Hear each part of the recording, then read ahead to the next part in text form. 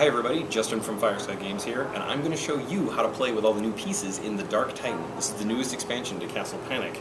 And let's start with the good stuff, which is castle cards. You get 5 new castle cards to shuffle into the deck, and they are going to be great for you. Start off with Barrage.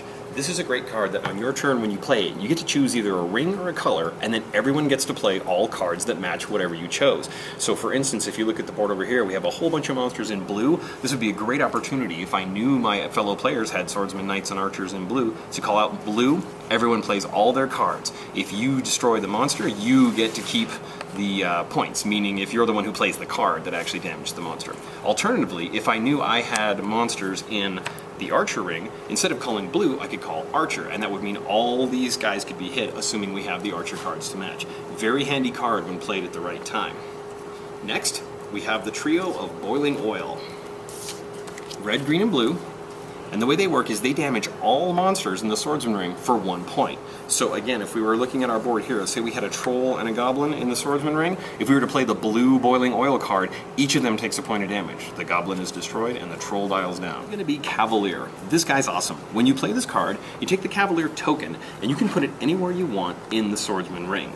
That means any color, pops into the swordsman ring, and now what happens is the Cavalier has his turn, so to speak, in between step 4 of playing all your cards and step 5 of moving the monsters. So before the monsters move, you can take control of the Cavalier. Each player gets to control the Cavalier on their turn.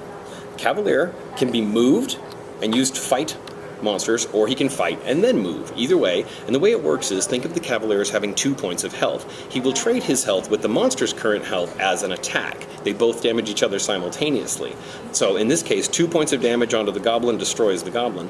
1 point of damage from the goblin wounds the Cavalier, but here's the catch. The Cavalier cannot be wounded. He either exists as a fully healthy 2-point Cavalier, or he's dead and out of the game. So because 1 point wasn't enough to destroy him, he resets back to 2. On the next turn, he'll fight with his 2 points of health again. So let's imagine we were using him to fight this orc. Now we have a 2 for 2. In this case, they're both going to destroy each other. A heroic sacrifice, but it might be what you need to save the castle. Let's reimagine this scenario with a troll. Up against the troll, the 2 points from the Cavalier knock the troll down to 1, but the 3 points from the troll are more than enough to destroy the Cavalier. Again, a heroic sacrifice, and the important part to remember about the Cavalier, he can be played inside the castle ring or outside in the forest. His movement is simply one space, either clockwise, counterclockwise, or in or out. And yes, like I said, he can even go into the castle. So now it's time to talk about the Dark Titan himself, Agranok. This 8-point monster is going to try and ruin your game, but I'm sure you guys can handle it. There are 5 different levels of Agranok. The game comes with 5 different cards. Each one is a different level, 1 through 5. 1 is the easiest to fight, 5 is the hardest, and you can choose to either pick the one you want and fight it, or choose at random and put the card into play. Here's the way this works. Agranok doesn't come into play like a regular monster. Instead, he's unlocked by his Heralds. Heralds are 2-point monsters that you'll find in the bag. When you draw a Herald, the first 3 of them don't go onto the board. Instead, they get placed onto these cards in these little slots, and they serve as keys that unlock Agranok. Each Herald, when they're placed, has a special rule you have to handle, a new attack they bring to you, and then, when you get all 3 Heralds out, Agranok is then revealed and he enters the game just like a regular monster, where you roll the die and you place him on the board. So, once Agranok is on the board, now you have to fight him as a monster. No matter which version of Agranok you're playing, you're going to have to deal with his basic level of skills. Then there's the card you drew that gives you something extra. Agranok's basic ability are pretty terrifying. He's an 8-point monster, which means you actually have to flip him over to finish him off. When you flip him over, every player has to discard a card at random. You've made him that angry. You'll also notice his lowest points only go down to 2. That means you'll have to hit him twice in the same turn to finish him off. A single point of damage is not enough. Agranok's other special abilities are that he takes no damage when he smashes into a castle structure. He can simply knock down your castle all day, and while it will delay him, he takes no damage whatsoever. Even if he's at his full health, doesn't matter. He takes no damage. Also, he's immune to boulders. He's smart enough to get out of the way of those. And if you play a slay card against Agranok, such as Barbarian, Nice Shot, Wizard Quake in the Wizard's Tower expansion, any of those cards that are played, instead of destroying him, do 4 points of damage and are then removed from the game. You won't get to use them again for the remainder of that game. That's the basic abilities of Agranok, but remember we have this card. Once we've brought him into play, we'll flip over the card and we'll see which version of Agranok we're dealing with. In this case, it's level 2. Most levels of Agranok are going to work where after he moves, you'll roll the die and do whatever the card says. Level 2, for instance, means that all monsters in the resulting arc for whatever you rolled will move an additional space. The other thing to watch out for with Agranok is after he's on the board, some levels of him will be triggered by his Heralds. There are 5 Heralds in the game, so that means the first 3 unlock him. The remaining 2, if they come into play, will serve to trigger Agranok's roll. It all depends on the version of Agranok you draw, so make sure you read the card carefully, and good luck fighting him. He's not going to be easy. The next set of monsters you're going to have to fight are going to be elites. These are goblins, orcs, and trolls that are smart enough to dodge your attacks sometimes. They all have a small symbol on them that looks like a dice with a result of 1 or 2 with a line through it. That means when you play an attack card against an elite, say for instance trying to hit this goblin with my blue archer, I have to roll the die. On a result of a 1 or a 2, I would have missed. Luckily I played a 4, that means it's a hit. I've actually damaged that goblin enough to get him out of the game. If, however, I had rolled a 2 or a 1, the goblin would still be in the game, and I would have lost the archer card anyway. Elites are tough that way. Now, one of the things to watch out for, elites are still destroyed by boulders, and if you're using either the barbarian or the cavalier or maybe a wizard card, they hit without rolling.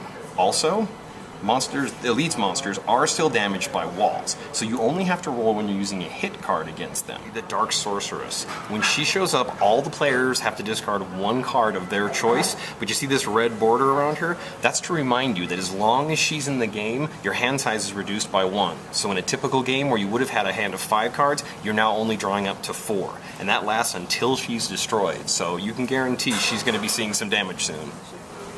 The Boom Troll is another new monster that's included in the Dark Titan.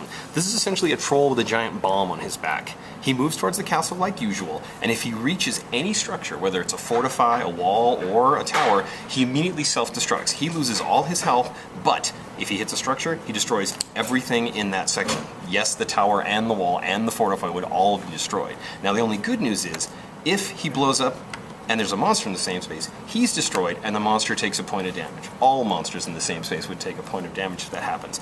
Even if you're able to kill him before he reaches the castle, when he dies, he does damage like that to a monster. So if the Boom Troll is destroyed by the Cavalier, the special rule there is that the explosion from the Boom Troll is enough to destroy the Cavalier. Luckily, we'd still get that point of damage on the neighboring monster as well. So there are 4 new monster effects you'll see in the Dark Titan expansion. Red, blue, and green plagues, and then wither. Now the plagues that are color-based work just like the ones in the base game of Castle Panic, except they affect color. So a red plague would mean you'd have to discard all your red archers, knights, and swordsmen, but it also means any color cards, because they could be played as red, they'll have to be lost. And it does include wizard cards in the wizard's tower. That would mean, for example, your red fireball would have to be discarded. Wither introduces a new mechanic called Banish. That means a card is removed from play for the entirety of the game. In this case, when you draw Wither, you take the top card from the castle deck and remove it from the game. It does not get shuffled back in. It is gone. So the good news is you get some help in the Dark Titan in the form of support tokens. Now from the back, these look like monster tokens, but they're not. They're placed on the board by a die roll, just like you would expect, but they move differently. They're not monster tokens, which means they aren't affected by any rules for monster tokens. Instead, these human allies, you want to get them into the castle. They only move, however, when on your turn, you discard cards to move them.